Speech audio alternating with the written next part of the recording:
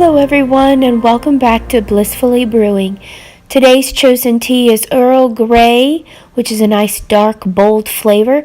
In our cup, that if you can read it, it says, "Shh, I'm reading," and silence is golden. And today we are going to read a special book. Before we do, don't forget to click and subscribe.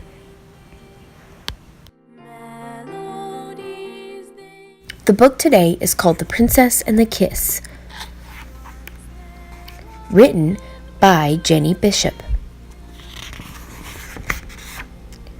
Long ago, in a wonderful castle on a mountain of splendor, a beautiful princess was born. Her parents were the king and queen of the mountain and all the green valley below.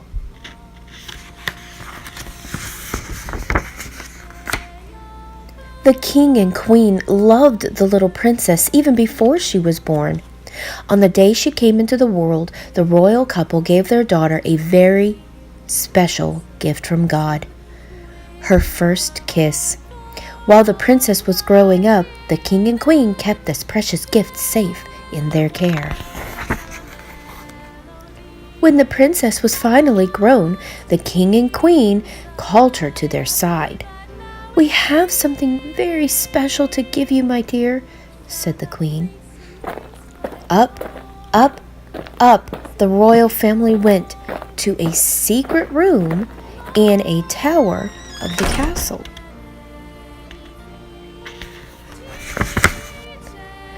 On an elegant table in the center of the room was the same gift given to the princess long ago.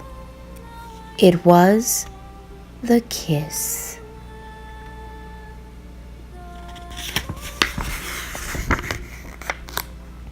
"God gave this gift to you on the day you were born," said the queen, "because he loves you so dearly." "And now," continued the king, "the kiss is yours to keep or to give away as you see fit." The princess stared in amazement. She had never before received such a wonderful present. "But use wisdom, my daughter," warned the king, "and save your kiss for the man you will marry. Never part with it for the sake of a stranger." The wise little princess took her father's word to heart and kept the gift safe in the castle tower. But there were many days when she went to gaze at her precious possession. She wondered how she could ever give it up. Finally, there came a day when suitors began to appear, asking for the princess's hand in marriage. The first man who came to court her was Prince Peacock. "See the great muscles I have, princess," he said. "I will always be able to save you from danger. I can run faster and jump higher than any other prince in the world. I am mighty. Marry me, for I am a man among men." The princess watched Prince Peacock lift heavy boulders and run the length of the castle wall. His strength was impressive, but the wise princess saw that his heart was full of himself. She knew there would be no room for her kiss there, so the princess sent Prince Peacock away. The next day, Prince Romance came to visit the princess. He brought dozens of roses and boxes of chocolates. "I can take you to many far-off places, princess," he said. "We will eat the choicest foods. We will see marvelous sights. Marry me, princess. Every day will seem like a honeymoon if you are with me."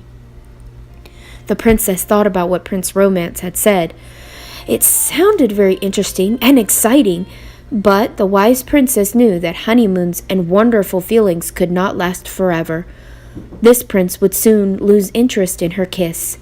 The princess turned Prince Romance politely away.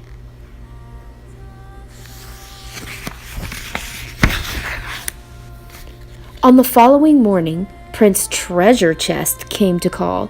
He brought gifts of gold and jewels and costly silken robes.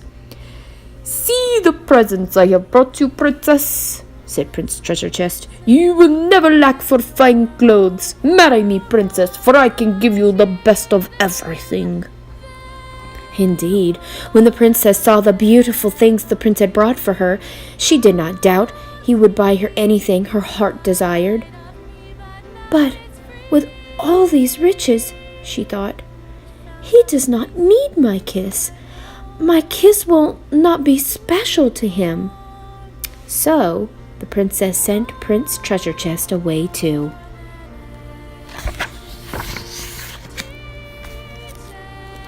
Many men came, one by one, to ask for the princess's hand in marriage. And one by one she turned them all away. None seemed worthy of her kiss, and she began to doubt that she would ever find a husband. One night she spoke with her mother, the queen, about her fears.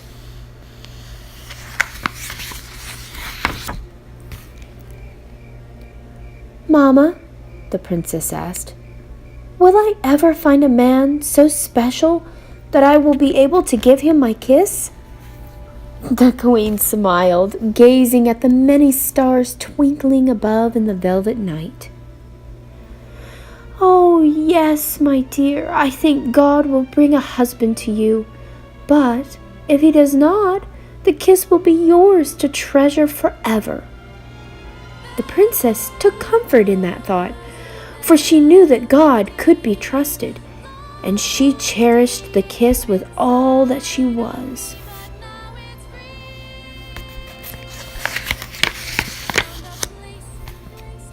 The next day, a common man came to the castle. He asked to see the princess.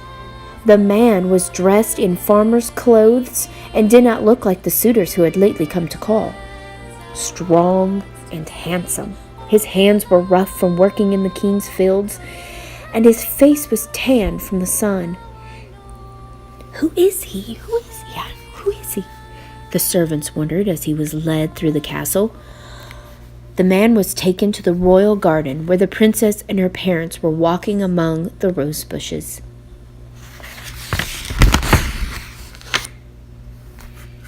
The farmer bowed humbly and addressed the king and queen. "May I speak with your daughter?" he asked. The princess's mother and father were surprised. Who was this man? He seemed common, yet kindness was in his manner. Nodding slowly, the king and queen moved aside and stood close by. The man looked into the princess's eyes. "I have worked in your father's fields for many years. I prayed and watched and waited for one who could be my wife, yet found no one. Then one day I saw you walking on the palace lawn. Your beauty was marvelous, and your purity sparkled like diamonds." The princess blushed, and her heart began to beat wildly. "I have little to offer you, princess," the man said softly. "I have no gold. I have no means to travel the earth. I am not as strong as many." The farmer stopped, and the princess was afraid he would not continue. Then he whispered, "But I do have one very special gift I can give to you."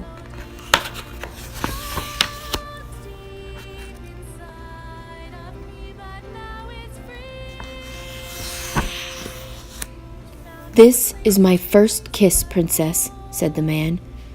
"God gave me this gift on the day I was born.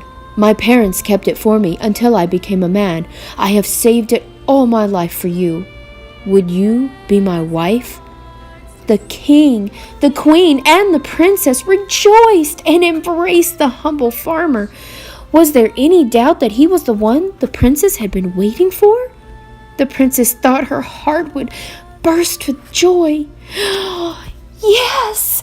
she cried. "Oh, yes, with all my heart." On the day of their wedding, the princess and her husband were dressed in magnificent clothes and stood before the altar in the royal church, where all the lords and ladies of the kingdom had gathered for the celebration. There, with the sun streaming through the windows, they exchanged their kisses, and God and all the kingdom sang for happiness. The prince and princess lived happily ever after. Soon, God gave them a child of their very own, and on the day of the precious baby's birth, the wise prince and princess received for their child a very special gift from God: the child's first kiss.